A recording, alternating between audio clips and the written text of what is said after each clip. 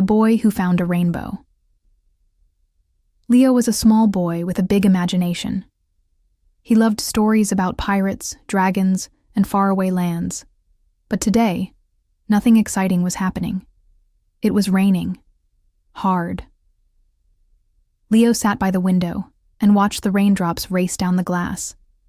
One drop went left, another went right. They twisted and turned like little snakes. I wish I could jump inside a story, Leo sighed. Anything is better than staying inside all day. Then, something changed. The rain slowed. The clouds moved.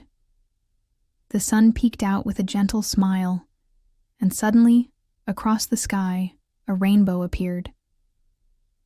But this wasn't a normal rainbow. This one was bright. Really bright. It shimmered like diamonds. It sparkled like stars. And it moved, just a little, like it was alive. Leo gasped. Then he saw something amazing. At the bottom of the rainbow, there were stairs. Colorful, glowing stairs. Red, orange, yellow, green, blue, indigo, violet. They twisted up into the sky like a magical path. Leo ran outside in his rain boots. His mouth was open. His heart was racing. Should I go? He asked out loud. A soft breeze whispered, yes. So Leo placed one foot on the red step, then the orange, then the yellow. With each step, his body felt lighter. The world below grew smaller. Clouds floated beside him. Birds flew past and winked. Finally, Leo reached the top.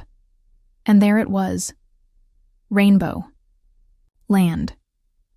It was more beautiful than anything Leo had ever seen. The sky was pink. The trees were red and gold.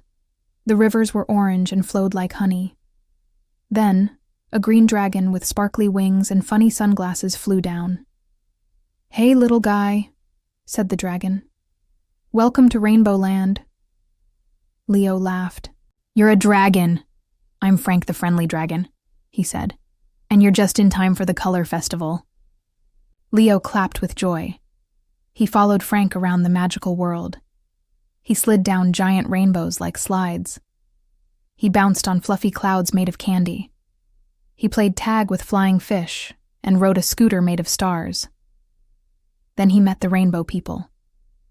They were small, colorful, and full of laughter. They gave Leo rainbow popcorn that popped in his mouth with music. Later, Frank gave Leo a magic paintbrush.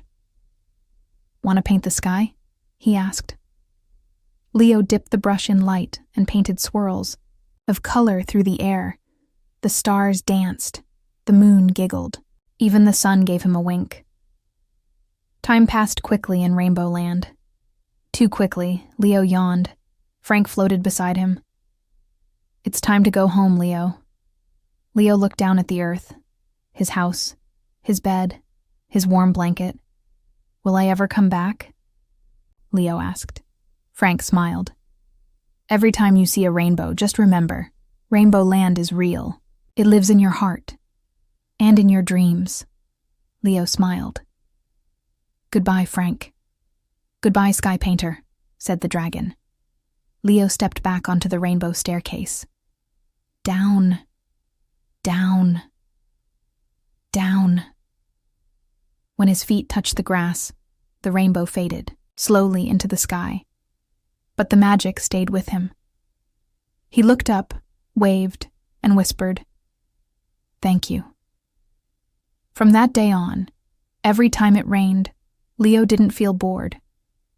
He waited for the colors to return, because sometimes rain brings the best adventures.